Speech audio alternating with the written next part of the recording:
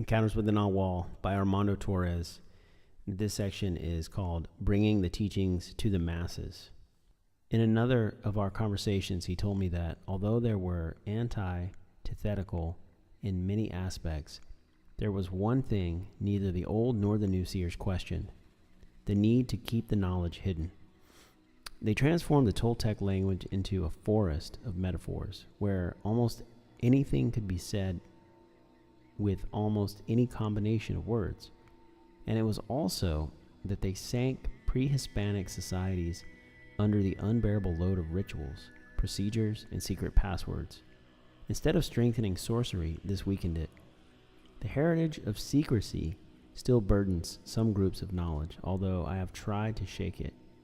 I asked him why sorcerers try to hide knowledge. He answered that each cycle of seers has their own reasons for doing it. The ancients started with an understanding that we are transitory, but they allow themselves to become corrupted by seductive ideas of survival. As a result, they were filled with self-importance and lapsed into exclusivity. They were like the pyramids they built. As obvious and attractive as they were secretive and inaccessible, they preferred to keep themselves apart from the average people whom they saw as unworthy and ignorant. But at the same time, they could do without a court of followers.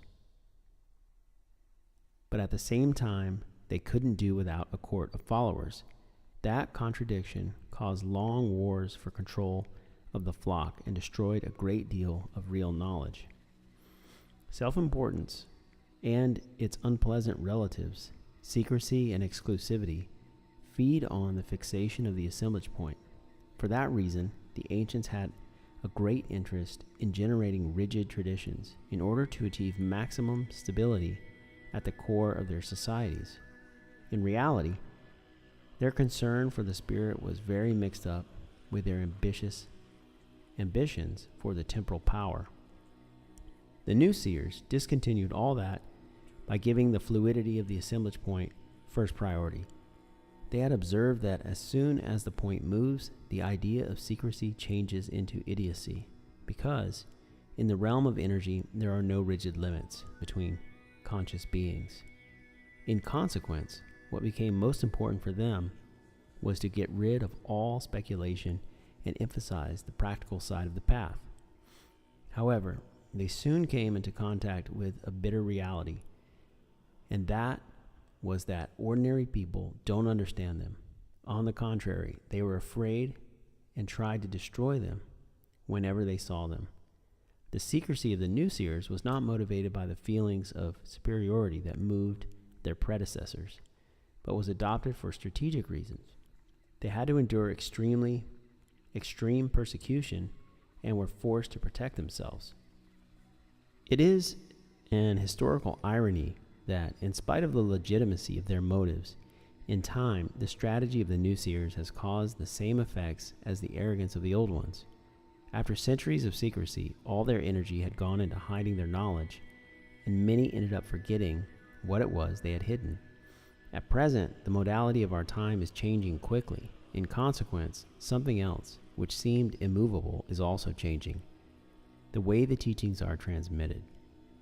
Naguals nowadays are forced to find new channels for the energy, even if it means eradicating the most entrenched customs. Why is this change happening? I asked. Because circumstances have moved ahead of tradition. To maintain the knowledge hidden is no longer a vital demand. There are those who will criticize you for disclosing it, but nobody will kill for that reason today. So, to continue the practice of censoring portions of knowledge has become catastrophic for the total objective sorcery, because those proportions ferment inside us and serve as food to the deep-seated sense of importance. My first task as a Nagual was to put an end to the secrecy of my predecessors. The choice of modern warriors is freedom. Today, we can say whatever we want, giving our listeners the choice to take it or leave it. This has led to an extraordinary consequence which previous Naguals could never enjoy: mass practicing. Mass practicing is our security valve. You can deceive people's minds because, after all, their minds are not their own. But you cannot confuse the luminous mass of hundreds or thousands of intents focused collectively on the goal of freedom. Mass is energy, and energy allows us to break out of the stagnation of attention. Through collective practice, the magical passes, I have witnessed a true energetic manifestation around the world, something that, for the first time, has allowed me to believe in the feasibility of my task. My cohorts and I are so excited with what is happening that we don't have words to describe it. The magical passes. For some reason, for some years, Carlos has been teaching some movements to small groups that he called magical passes because, according to him, they serve to prevent energy from stagnating and forming. They prevent energy from stagnating and forming balls. They play of the drum was one of these passes. The arrow to the right and left, and the dynamo were among the others. He said Don Juan would practice them at any time of day, wherever he had happened to be. Mostly, he would do them before or after carrying something, or when he had been in the same position for a very long time. The matter interested me a lot because I myself practiced some of the Oriental postures and was generally inclined towards physical exercise. Therefore, at the first opportunity that presented itself, I asked him where he had learned the magical passes. He answered, "They are the heritage of the ancient seers." At that time, he was not much seen in public, but little by little, his secrecy had become less rigid, and large groups of people began to approach him. And as he began to teach the passes to the public, Carlos began to change them somewhat, making them more complicated and dividing them into categories. He ended up giving them a name taken from architecture, tensegrity, which, he told us, was a combination of two terms, tension and integrity. From the very first, there were some detractors, resentful people who, without stopping to appreciate the practical side of these exercises, began to spread the word that the nagual had just invented them. When I mentioned that I was worried about this, he was firm. Tensegrity is my intent. A nagual has authority, and this is my gift to the world. Don Juan and his warriors taught their apprentices many specific movements which filled us with energy and well-being. He helped free us from the yoke of the foreign mind. My role has been to modify them slightly, taking them out of the sphere of the personal and adapting them to people in general, so that they become useful to other groups of practitioners. He told me that the method he had chosen in the beginning of teaching the magical passes in a limited form was in certain ways a failure, since those who were moved to practice them were too few to accumulate enough energetic mass. So, in this new phase, he had created a system able to impact on the awareness of multitudes. My cohorts and I will open a great door in the energy. That fissure is so powerful that it will last for ages, and those who approach it to look inside will be swallowed to another world. With tensegrity, what I seek is to train those who are interested so that they can support that transition. Those who don't have enough discipline will perish in the intent.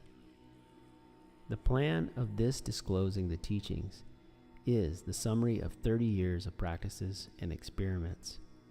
As a man and as an nagual, I have done as much as I have been able to do to make it work, because I don't know that the collective mass of many warriors can cause a commotion in the modality of our time. The end of the lineage. On various occasions, Carlos affirmed that Don Juan Matus, his lineage, ended with him.